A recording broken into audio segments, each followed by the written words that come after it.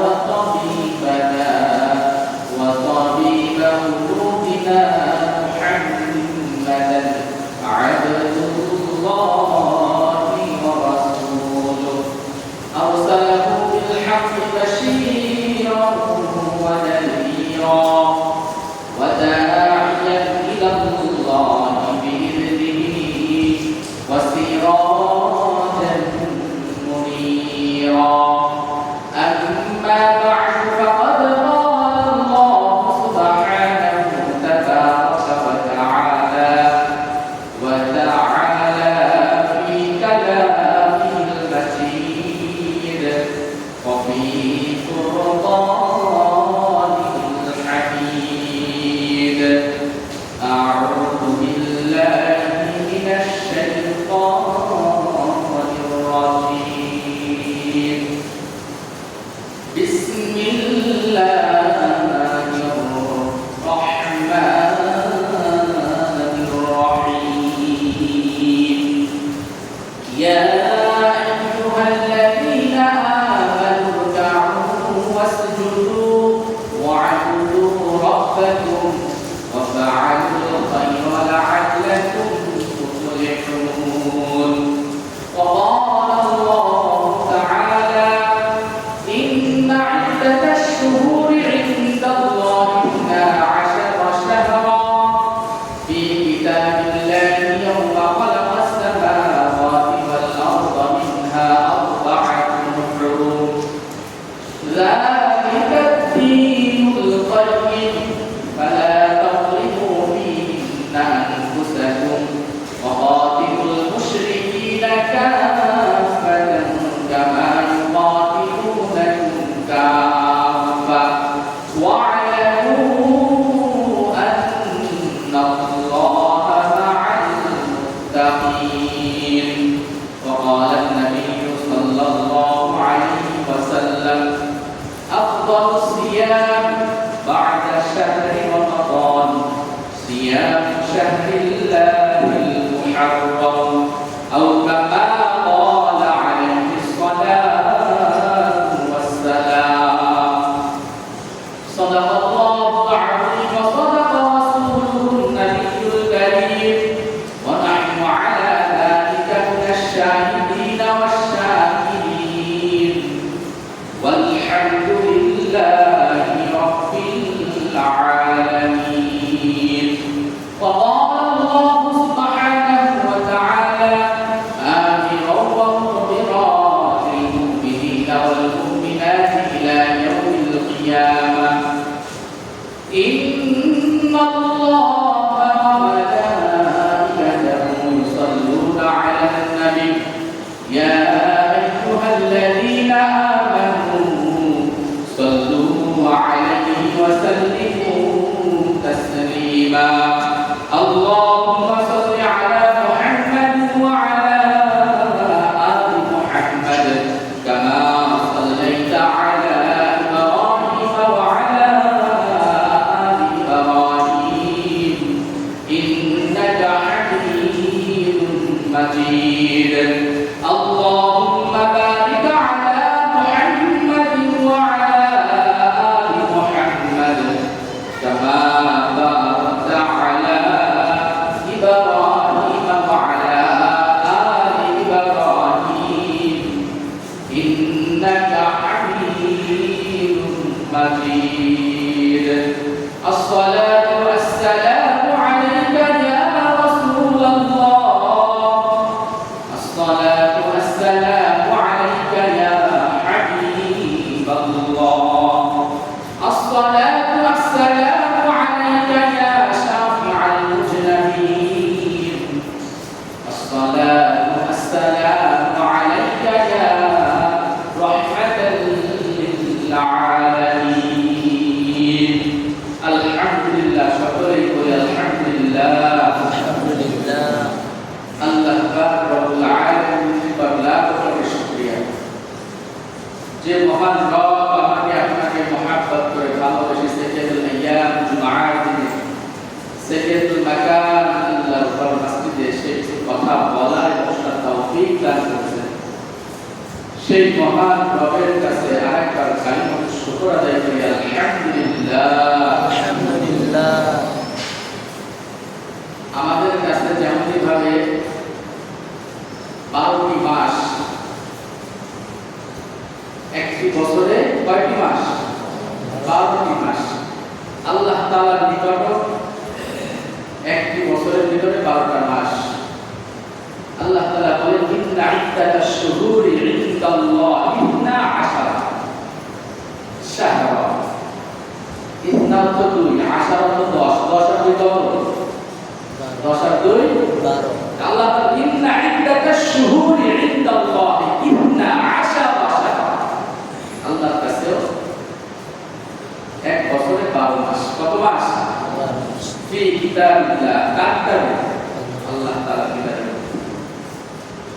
আমরা যে মাস সবাই মুখস্থ করে আমাদের দেশে যেভাবে আমরা চলি, আল্লাহর কাছে এই মাস, আল্লাহর কাছে হলো আরবি মাস। কোন মাস? আরবি মাস। আমরা অনেকে আরবি 12 মাস মুখস্থ বলতে পারবো, কিন্তু আসলে এটা জরুরি মুখস্থ করা। কোন এলাকায় যদি একজন ব্যক্তিও আরবি 12 মাস না জানে, পুরো এলাকার মানুষ না জানে। পুরো এলাকার মানুষ 12টি মাসের নাম জানা, তারিখ মনে রাখে, কিন্তু আমরা সবাই ইংরেজি নিয়ে পড়ে আসছি। কি নিয়ে পড়ে আসছি? যেরকম ফরজে কিফায়া, জানাজার নামাজ কি? ফরজে কিফায়া। একজন এলাকা থেকে আদায় করলে সবাই পক্ষ থেকে আদায় হয়ে যায়, কিন্তু যে আদায় করে তার অবহিত সওয়াব, যে আদায় করে তার। আমি এখন বাইরে আছি, এলাকায় নাই, আমি চাকরি করতে খুলনায় চলে গেছি, এলাকা একজন মারা গেছে, আমি করতে পারবো না, কিন্তু আমার এলাকা কিছু ভাই ব্রাদার করে ফেলছে, তাহলে আমি গুনাহগার হব না। কিন্তু এলাকায় যদি কেউ নামাজ আদায় না করে, তাহলে সবাই গুনাহগার হতে পারে। তো কিফায়া, ফরজে কিফায়া, একজন আদায় করলে যথেষ্ট। আসলে মুসলিম হিসাবে আমাদের দরকার আরবি মাসটা গণনা করা, যেহেতু আল্লাহ তাআলার কাছে ও 12টা মাস, সেটা আরবি মাস। এই কিতাবিল্লাহ, আল্লাহ তাআলার কিতাবের মধ্যে এই কোরআনের আয়াত এরকম নয় যে হাদিস থেকে বলতেছি। হাদিস ও নবীর হাদিস আপনার জন্য মানার জরুরি। যেটা কোরআনে বুঝতে সমস্যা হয় সেটা হাদিসে যায়, যেটা হাদিসে বুঝতে সমস্যা হয় সেটা ইজমায় যায়। আর যখন ইজমায় সমস্যা হয় তখন কিয়াসে যায়। আমরা সবাই কিয়াস করে যেটা সবার কাছে ভালো মনে হয় সেটা গ্রহণ করি। এজন্য কোরআন হাদিস এই দুইটাকে আঁকড়ায় ধরতে হবে।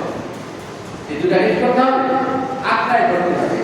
যেরকম কোরআনের ভিতরে আমরা যখন 5 ওয়াক্ত নামাজ, এটা কোরআনের এইভাবে একেবারে ডাইরেক্টলি বলা নেই, কিন্তু যারা আরবি বোঝে ইনারা বের করতে পারবে 5 ওয়াক্ত নামাজ আল্লাহ তাআলা হুকুম করছে, এটা সুন্দরভাবে বুঝাইও দিয়েছে। কিন্তু আমি আপনি সারা পুরো কোরআন শেষ করে ফেলবো অর্থ, ওই 5 ওয়াক্ত নামাজ তো কোরআন শেষ পাইলাম, কিন্তু আল্লাহ বলেছে আকিমিস সালাত লিদুলুকিশ শামস ইলা গাসাকিল লাইল ওয়ান নাহার। এগুলো তো না বুঝেন তাহলে আপনি তাহলে একটু পাবেন। এজন্য যেগুলো বুঝতে সমস্যা হয় আল্লাহ রাসূল সাল্লাল্লাহু আলাইহি ওয়াসাল্লাম হাদিস থেকে বুঝিয়ে দিয়েছেন। ওলামাদের কাছে যাও, অনেকে নিজে পণ্ডিত মনে করে যে আমি বাড়ি বসে পুরো ক্লাসে সব করে ফেললাম, বলতে আপনি কি বলেন আমি কিছু পাইলাম। তাহলে তো আমরা 12 বছর বসে আরবি ব্যাকরণ শিখে এত কষ্ট করার দরকার না, ঘরে বসে আরবি মেরে দেব। কিন্তু হ্যাঁ, একটা হলো 9 মাস থেকে কাহা মাফা, আপনি কোরআন পড়বেন যেটা বুঝতে সমস্যা হবে, যারা বুঝে তাদের কাছে জিজ্ঞাসা করেন। আপনি যদি অর্থ সহ কোরআন পড়তে পারেন, এটা অনেক বড় সওয়াব। নিয়ম সেটা অর্থ বুঝে বুঝে কোরআন তেলাওয়াত করা। কোনো কারণে মাদ্রাসায় পড়তে পারেন না, এই জন্য আপনি অর্থ সহ কোরআন পড়বেন, অবশ্যই পড়বেন, কিন্তু যেখানে যে থেকে যাবে যে আমি বুঝতে অর্থ সমস্যা হচ্ছে, সেখানে যারা বুঝবে তাদের কাছে জিজ্ঞাসা করেন, তাই না? এটাই নিয়ম। সব কিছু তো সবার বুঝে না, আমি অনেক কিছু জানি না, আমি যে জানি তার কাছে যাই। নিজেকে যে যত ছোট মনে করবে আল্লাহ তাআলা তাকে তত বড় করে দেবে। কিয়ামতের একটা আলামত হবে, কিছু কিছু মানুষ দেখবেন এখন প্রশ্ন উত্তর মাহফিলের ভিতরে দেয়। নিয়ম হলো ফতোয়া চাইতে হলে ফতোয়া বোর্ডে দরখাস্ত করতে হবে। ফতোয়া বোর্ড আছে, প্রত্যেকটা মাদ্রাসায় যেখানে ইফতার পড়ানো হয় একটা বোর্ড আছে, কি আছে ভাই? ওই বোর্ডের একটা প্রধান আছে। আজকে আমরা সস্তা হয়ে যাচ্ছি কেন? আমরা খালি বলতে পারলে বেঁচে যাই, মনে করি আমাকে সবাই বড় করলেই হবে, আমাকে সবাই বড় করলে করুক, সেটা আমরা চাই। তো আসলে নিয়মটা যদি আমরা ফলো করি তাহলে দেখা যায় ওইটাই সুন্দর হয় আর ওইটাই আল্লাহর কাছে পছন্দনীয়। আল্লাহ রাসূলের জামানায় একটা ফতোয়া বোর্ড ছিল মসজিদে নববীতে। আল্লাহ রাসূল যেখানে বসে বসে ফতোয়া দিতেন ওখানে এখনো সুন্দরভাবে, আপনি যদি যারা ওখানে থাকেন তাদের কাছে জিজ্ঞাসা করে দেখবেন আল্লাহ রাসূল কোথায় বসে রাষ্ট্র চালাইতেন, আপনাকে দিয়ে যাবেন। নিয়ম হলো দেখবেন যারা প্রশ্ন উত্তর দেয় এরা একবার শুনছেন যে আমি এটা জানি না, আমি জেনে বল। কেউ বলে কেন? আমি তো ছোট হয়ে যাব। কিন্তু আল্লাহ রাসূল সাল্লাল্লাহু আলাইহি ওয়াসাল্লাম কোন জিনিস জানা সত্ত্বেও যখন তার কাছে দরখাস্ত আসতো বলতো আমার সাথে হয় আগামীকাল দুপুরে আর নয় বিকালে, আমার দুদিন পরে আসে। উনি আবার দেখতেন ফটর ফটর ধাপ ধাপ করে ফতোয়া দিতেন। আমাদেরও নিয়ম হলো আমাদের কোনো প্রশ্ন জাগলে যে বড় বড় মাদ্রাসা, দারুল উলুম মাদ্রাসা, মারকাজুল উলুম মাদ্রাসা যেখানে ইফতা পড়ানো হয় সেখানে যে দরখাস্ত করা, দরখাস্ত করলে ফতোয়া করার যে প্রধান উনি ওটা সুন্দর করে দেখে আপনাকে লিখিত আকারে ফতোয়া দিয়ে বাংলায় চাইলে বাংলায় দিতে, আরবিতে চাইলে আরবিতে দিতে, আপনি যদি দলিল সহ চান দলিল সহ দিয়ে। আজকে কিয়ামতের আলামত হবে প্রশ্ন করবে ফটো ফটো উত্তর পেয়ে যাবে, সঙ্গে সঙ্গে উত্তর পেয়ে যাবে। এটা আল্লাহ সাল্লাল্লাহু আলাইহি ওয়াসাল্লাম প্রশ্নই করতেন না। জানা জিনিসও উনি বলতেন আগামীকাল আসে, আবার শিও বলতেন, আবার কোরআন দেখতেন, আবার উনি নিজে যেটা না বুঝতেন জিবরাইল ইসলামকে আবার বলতেন, আল্লাহর কাছ থেকে সমাধান দিতেন। উনি সবাইকে যারা বড় বড় আলেম ছিলেন সবাইকে নিয়ে বসতেন, ওইখানে যারা জাতীয়ওয়ালা যারা ছিলেন আবু বকর সিদ্দিক রাদিয়াল্লাহু তাআলা আনহু, ওমর রাদিয়াল্লাহু তাআলা আনহু, উসমান রাদিয়াল্লাহু তাআলা আনহু, আলী রাদিয়াল্লাহু তাআলা আনহু, আশারে মুবাশশারা যারা ছিলেন সবাইকে নিয়ে বসে এরপর দেখা গেছে আল্লাহ রাসূল সাল্লাল্লাহু আলাইহি ওয়াসাল্লাম এরকম নয় আমি না জানি, আমি জানি না। আল্লাহ আপনি বড় আলেম জানেন না, একজন সব কিছু জেনে ফেলবে, একজনের দ্বারা সব কিছু জানা সম্ভব। কোন ডাক্তার সব বিষয় কি সার্জারি করতে পারে? যে জিনিসটার উপরে উনি ডিগ্রি নেয় উনি সেই জিনিসটাই করে। এরপরও ওই জিনিসটা করার আগে উনি কত কিছুই না দেখে যায়, বুঝে যায়, এরপরে যায়। আজকে আমাদের সমাজটা হয়ে গেছে যে আমাকে মানুষ কি মনে করবে, আমি চলে আরে ভাই আল্লাহ কি মনে করে এইটা থেকে ফলো করে না। আপনাকে আল্লাহ কি মনে করে, মানুষ কি মনে করে না, আপনাকে আল্লাহ কি মনে করে? আমাকে বানাইছেন কে বলেন? মানুষ বানাইছে? মানুষের কোনো হাত আছে বানানোর মতো? বানাইছেন তো আল্লাহ তাআলা। তা আমাকে আল্লাহ কি বলবে এটা, আমাকে মানুষ কি বলবে এটা না। হ্যাঁ, মানুষের সাথে হাদিসে আসছে বড়দেরকে সম্মান করা, ছোটদের স্নেহ করা, আলেমদের তাজিম করা। আমার পিতার বয়সটা অবশ্যই আমার কাছে সে সম্মান প্রাপ্ত, সম্মানী একজন ব্যক্তি, তাকে সম্মান করবো। আমার পিতার বন্ধু তাকে আমি সম্মান করবো, আমার চাচা তাকে আমি সম্মান করবো, আমার যারা বড় আছে সম্মান করবো, আলিমকে তাজিম করবো। কিন্তু চলার ক্ষেত্রে দেখতে হবে আমার তাদের কোনো বেয়াদবি না হয়, আর ফলো করতে হবে আল্লাহ তাআলা আমাকে খুশি আছে। কেন আমাকে আমার পরিবার বানায় নাই, আমাকে আমার সমাজ বানায় নাই, আমাকে আমার রাষ্ট্র বানায় নাই, আমাকে বানাইছে আল্লাহ তাআলা।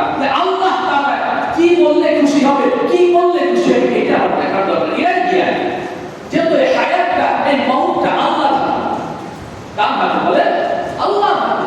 আজকে আমার মানুষ কি বলবে, পরিবার কি বলবে, রাষ্ট্র কি বলবে, এই করে করে আমার কবরের জগৎ, হাসর সব আমি ধ্বংস করে দিয়েছি। আমার পরিবার, আমার সমাজ, আমার রাষ্ট্র। আপনাকে আল্লাহ তাআলা ভালোবাসেন কিনা এই খেয়াল করেন। আমাকে আল্লাহ ভালোবাসেন? কেউ এইভাবে চিন্তা করে যে আমাকে কি আল্লাহ ভালোবাসতেছে? আজকে আমি যদি অসুস্থ হয়ে যায়, আমি কত দূরে যে যেখানে বলে ডাক্তারের কাছে চলে যেতেছি, কিন্তু আমার একটু মসজিদ দূরে হওয়ার কারণে আজান কানে চাইতেছে, আমি মসজিদে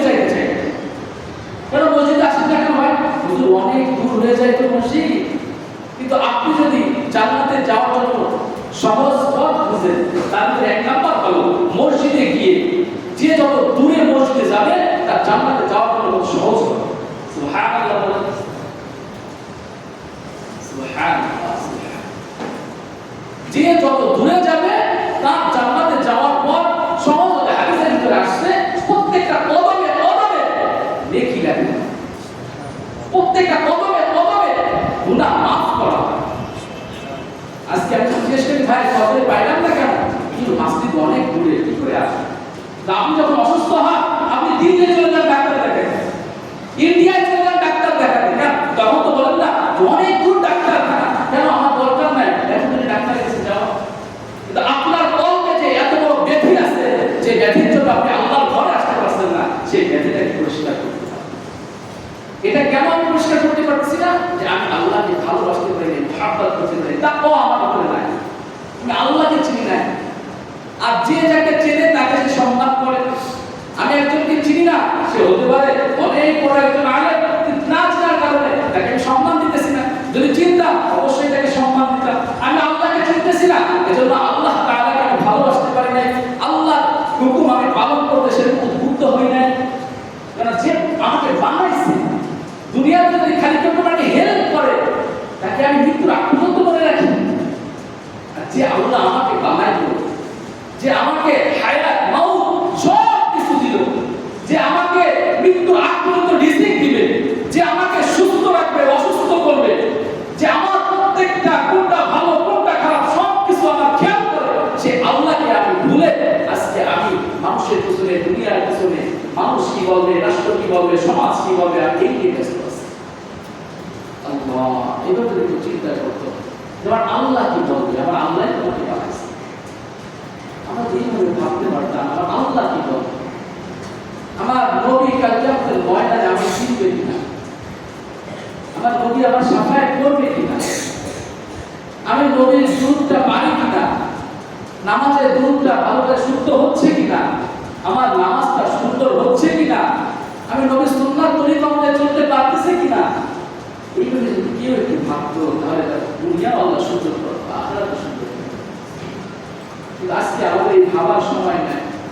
কিন্তু 60-70 বছরের জিন্দেগি কি করে সুন্দর করবো এ ভাবতে ভাবতে চুল পড়ে যাইতেছে, চুল দাড়ি সাদা হয়ে যাইতেছে। কিন্তু আমার পুরাটা জিন্দেগি যেখানে কোনো শেষ নাই, সেখানে জিন্দেগি কেমনে কাটাবো এই ভাবা কারো ভিতরে নেই। কারণ আমরা এখন এমন একটা জামানার ভিতরে এসে পড়ছি যে জামানা আল্লাহ রাসূল আল্লাহর কাছে পাওয়া যায়, আল্লাহ আমার শেষ জামানা দেখায়। আর এই জামানার ভিতরেও আমরা যদি একটু আল্লাহকে খুশি করতে পারি, আল্লাহ তাআলা আমাকে আপনাকে খুশি করবে ইনশাআল্লাহ।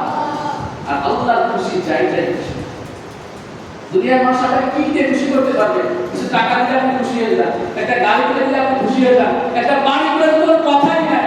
কিন্তু আল্লাহ তাআলা যে বাড়ি, যে জান্নাত আপনাকে দান করবে, সবথেকে ছোট জান্নাত হলো 10 দুনিয়ার মতো একটা জান্নাত। সুবহানাল্লাহ। ফিকির করি না, প্রত্যেকদিন কোরআন পড়ি না, হাদিস পড়ি না, নবীদের জিন্দেগি পড়ি না, সাহাবাদের জিন্দেগি পড়ি না। এজন্য আমার দুনিয়া দুনিয়া দুনিয়া দুনিয়া শুধু দুনিয়া ঢুকে গেছে। হুব্বুদ দুনিয়া ওয়া আসলু কুল্লি খাতিয়া। আল্লাহর হাবিব বলেছেন দুনিয়ার মুহাব্বত সমস্ত গুনাহের মূল। আজকে যত গুনাহ করতেছি কিসের মুহাব্বতে করতেছি? কিসের মুহাব্বতে? হারাম কেন খাই? দুনিয়ার মুহাব্বতে খাই। এখন জমি কেন হক নষ্ট করি? দুনিয়ার মুহাব্বতে করি। কিন্তু এই কথা চিন্তা করতে, এই জমি আল্লাহ আমি এখন যদি মৃত্যু হয়ে যায় এই জমি খাবে কিনা, আর এই গুনাহ বোঝা বহন করতে হবে না। যদি এইভাবে ভাবতো সে বছর হক নষ্ট করতে পারবে। এই বোঝা আর কেউ বহন করবে না। আপনার সন্তান বলবে আপনাকে চিনি না, আপনাকে বলছে কিনা এইসব করতে? আমি বলছিলাম আমাদের 5 তলা বাড়ি করে ফিরে আসো, একজন হক নষ্ট কেমন যদি বলবে আল্লাহ তোর বলে করেছিলাম, এখন নেকি অবস্থা তো খারাপ। মানে কে বলছে? ওই সন্তান বলবে ইয়াউমা ইয়াফিরুল মার'উ মিন আখিহি ওয়া উম্মিহি ওয়া আবিহি ওয়া সাহিবাতিহি ওয়া বানিহি। এজন্য ভাই আমরা যদি কবরে যাওয়ার আগে বুঝতে পারি এটাই আমাদের জন্য মঙ্গল। কিন্তু কবরে চলে গেলে বুঝে আসবে আল্লাহর বাবা আল্লাহ একটু সুযোগ দিয়ে বুঝতে পারছি কোরআনে যা বলছিল, আপনার হাবিব যে বার্তাগুলো দিয়ে আসছে, ওলামা ইমাম যা বলছিল সব সত্যি, একটা সুযোগ না আল্লাহকে কাল্লা কখনো সম্ভব না। যতটুকু হায়াত দিলে তুমি বুঝতে পারবা তোমার পাগল বানায় না, যতটুকু হায়াত তোমাকে দিয়েছিলাম কিন্তু ফেরা নাই, সম্ভব না সম্ভব। দয়া যা দেখাইছে দুনিয়ায় দেখাইছে, এখানে তোমার শাস্তি গ্রহণ করতে হবে, এরপর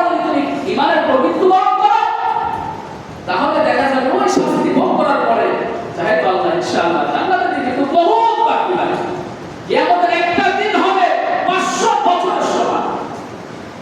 আগের জিন্দগি কয় বছর? 100 বছর তো পায় না, 60 70 50 বছর পেরোলেই অবস্থা খারাপ। 500 বছর একটা দিন হবে।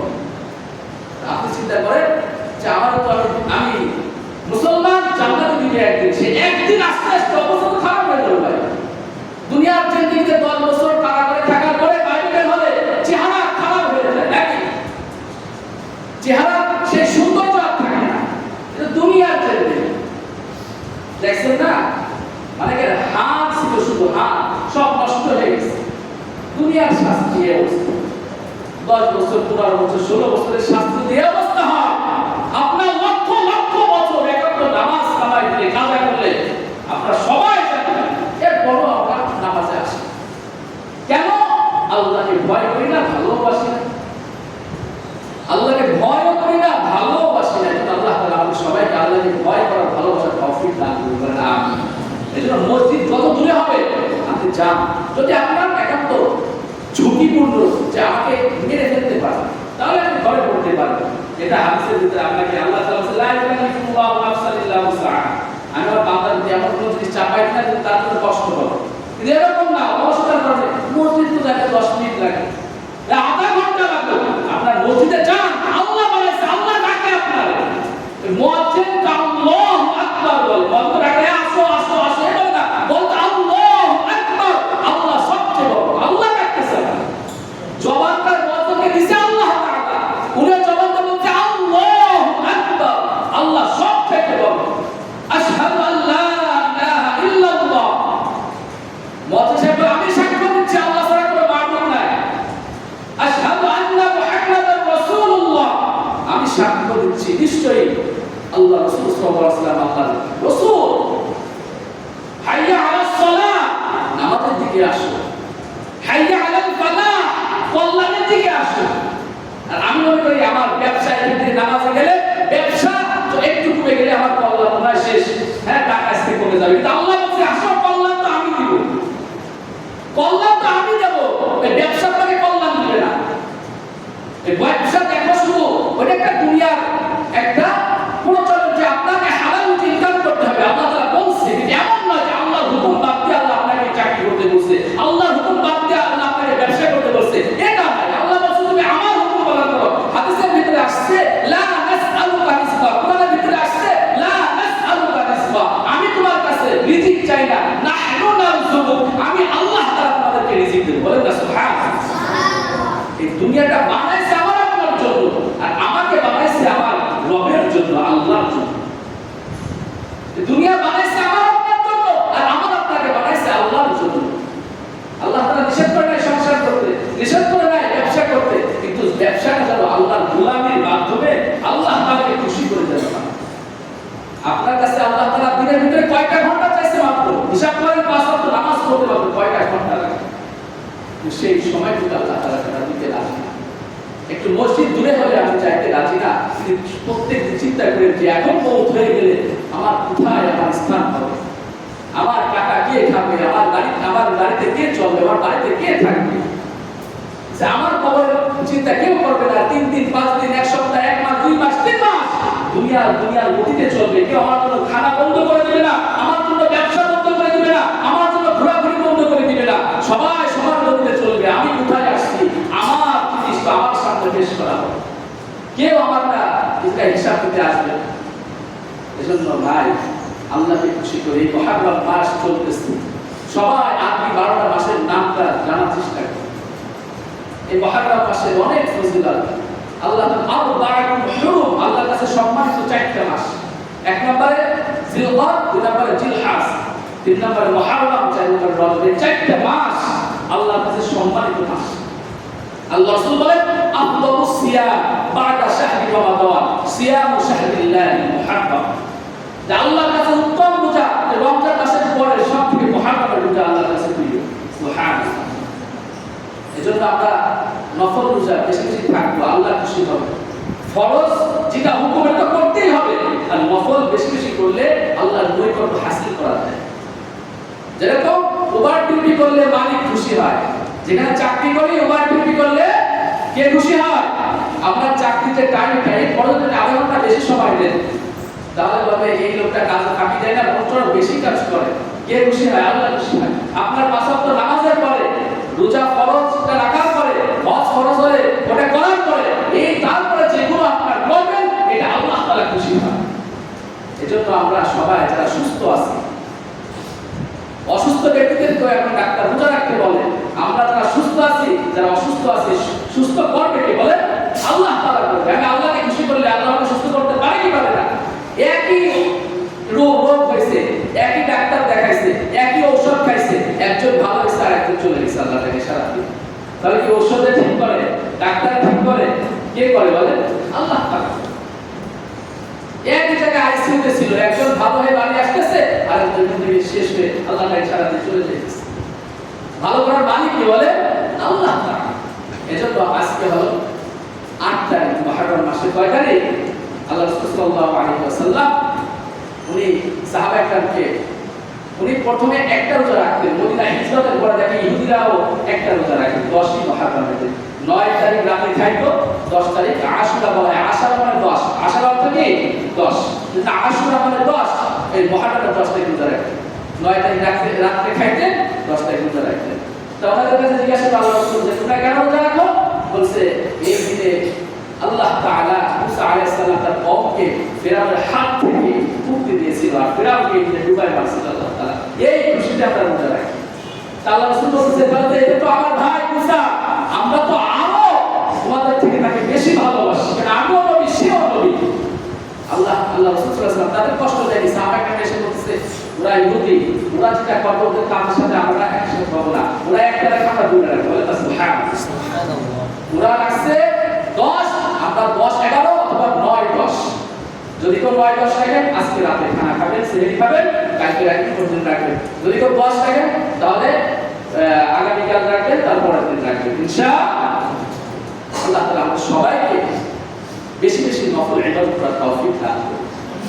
আর একটা হলো শিয়ারা যেটা করে থাকে, আমরা অবশ্যই ব্যতীত সাহাবায়ে-কেরাম আর যেখানে হুসাইন রাদিয়াল্লাহু তাআলা আনহু নবীজির সব থেকে আদরের নাতি ছিল হাসান হুসাইন, তার সে শহীদ হয়েছে। এর ভিতরে অনেক কথা আমরা অনেকে না জেনে মুআবিয়া রাদিয়াল্লাহু আনহু দাবি করি। ওনার মতো একটা সাহাবীর পায়ের ধারে যাওয়ার ক্ষমতা আমার নাই। ওনার ছেলে ভুল করছে ইয়াজিদ, তাও ইয়াজিদ সরাসরি ভুল করে নাই। ওনার যে একজন ওনার যে প্রতিনিধি ছিল সে হুসাইন রাদিয়াল্লাহু তাআলা আনহুকে বাধা দিয়ে সেখানে তারা একটা ষড়যন্ত্র করে তাকে কারবালার ময়দানে 10ই মুহররম আশুরাতে শহীদ করা হয়। কিন্তু আমরা না জেনে মুআবিয়া রাদিয়াল্লাহু আনহু একদিন শুধু তাহাজ্জুদ নামাজ ছুটে গেছিল। একদিন কয়দিন কাঁদতে কাঁদতে তার দাড়ি মুবারক শরীর ভিজে গেছে। আমি আপনি তাহাজ্জুদ করে থাকি, এক ওয়াক্ত ফরজ নামাজ কাজা হলে কয়দিন কাছে।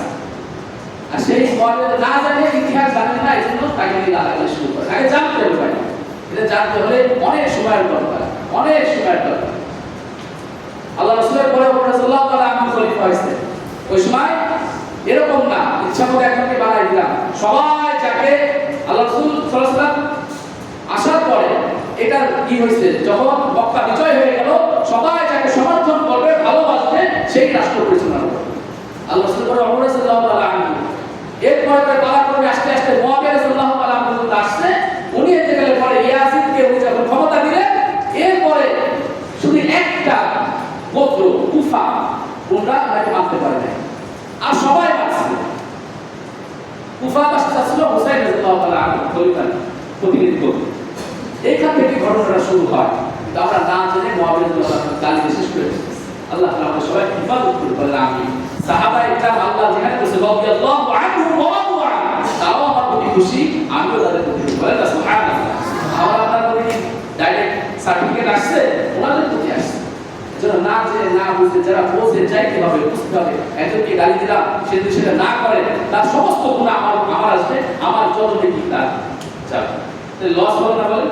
এজন্য সমালোচনা না করা সবথেকে উত্তম, সবথেকে দামি তো সে, সবথেকে বুদ্ধিমান তো সে যে সবসময় নিজের কাজ চিন্তা করে যে আমি কি করছি, আমি কি ভালো আছি, আমি কত তোমার সাথে উপকার করলাম। ও ফাআলুল খায়র, আল্লাহ বলছে ইয়া আইয়ুহাল্লাযীনা আমানু তাউ উসজুদু ওয়া'বুদু ওয়া ফাআলুল খায়র। তো উসজুদু তোমরা রুকু করো, উসজুদু তোমরা সিজদা করো, ওয়া ফাআলুল খায়র রুকু করবা, সিজদা করবা, নামাজ আদায় করবা, এরপরে মানুষের কল্যাণে তোমরা সব সময়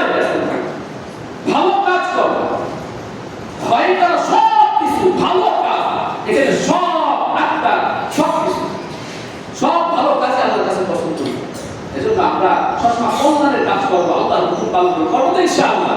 আর রোজা রাখবো ইনশাআল্লাহ। আর আরবি 12 মাস মুখস্থ করবো।